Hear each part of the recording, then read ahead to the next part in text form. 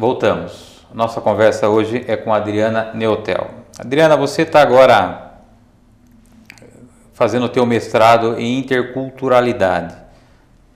Nosso telespectador entender um pouquinho o que consiste esse estudo, esse mestrado que você tá fazendo aqui no Brasil. Na verdade, eu comecei a fazer em Portugal, né, em Lisboa. É um mestrado na área de educação intercultural. E como viemos para o Brasil, eu consegui aqui uma oportunidade de terminar o mestrado numa universidade aqui no Brasil. E a interculturalidade é um tema muito falado atualmente.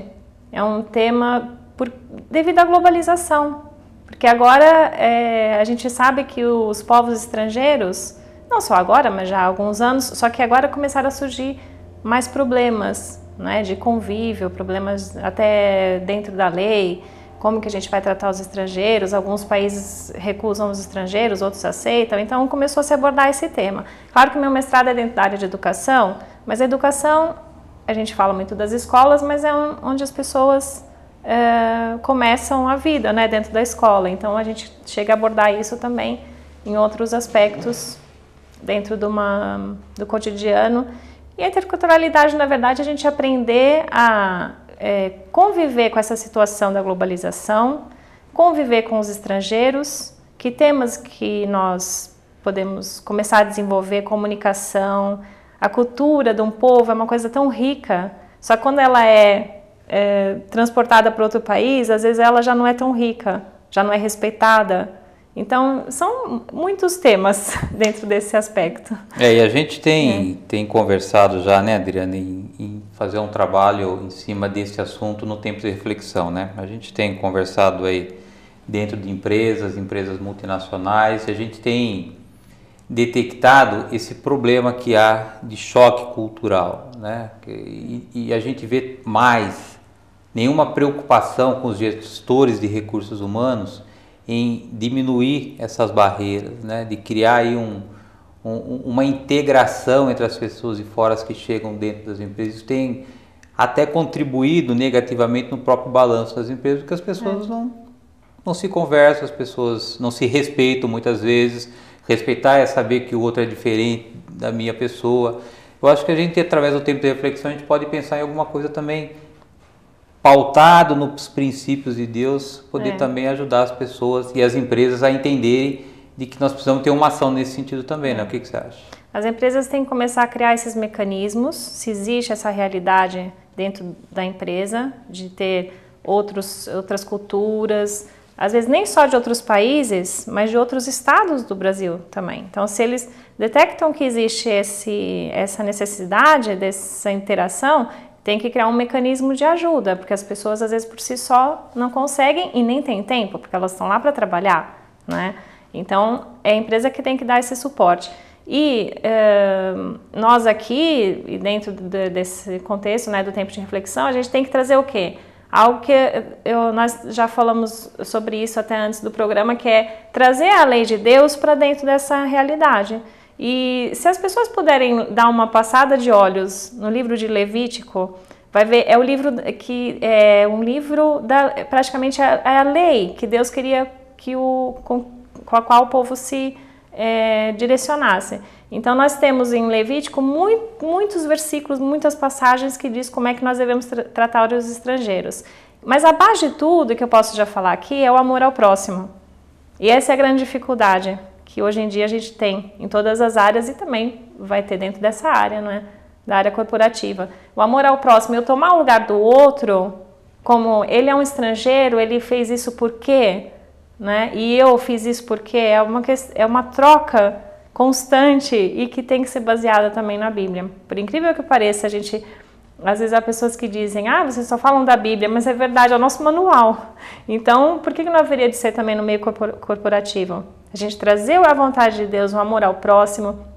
Em Levítico até diz que as leis para os estrangeiros não podem ser diferentes. E o país que seguir isso vai com certeza ser um país abençoado.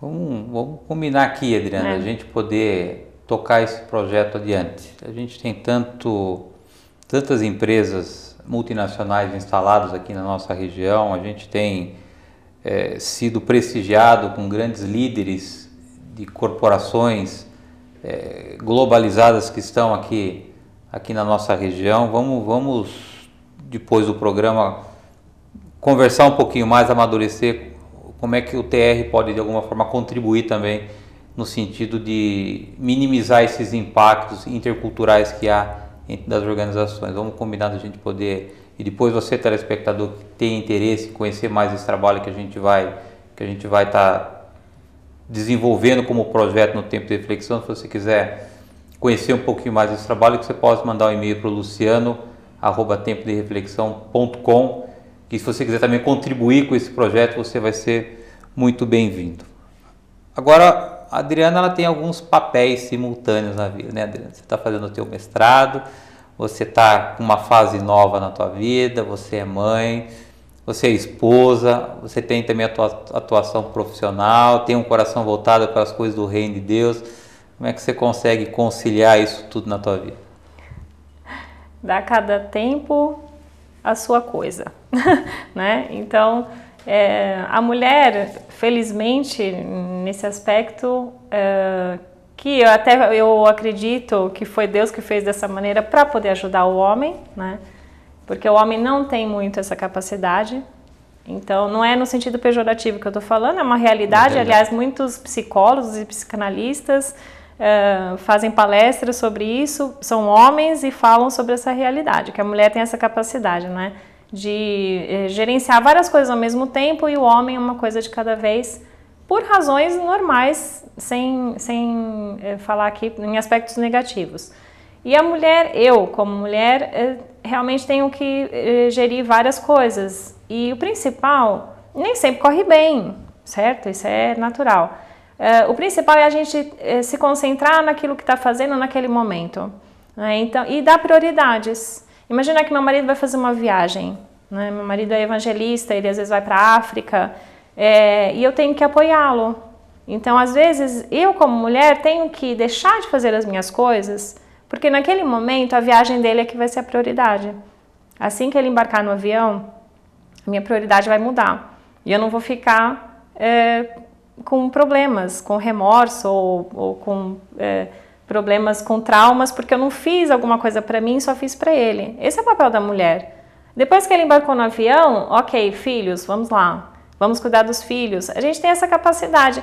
E a mulher, muitas vezes, isso não é se humilhar, muitas vezes a mulher tem que deixar de fazer aquilo que é para ela, em pró da família, em primeiro do marido, às vezes das crianças. E é algo que não é nada mal, eu acho até bonito a gente poder fazer isso. Faz parte é um sacrifício mínimo que a mulher tem que fazer quando assume uma família, quando quer ter uma família, né?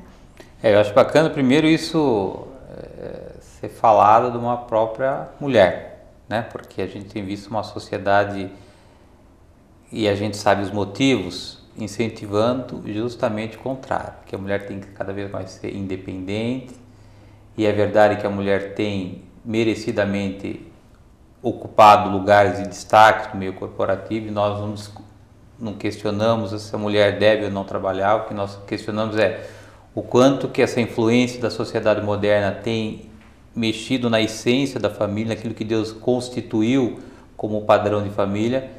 Então, esse testemunho, Adriana, que você me deu, reforça ainda mais de que a gente tem que olhar um pouquinho para dentro das nossas casas, para as nossas famílias, para saber se efetivamente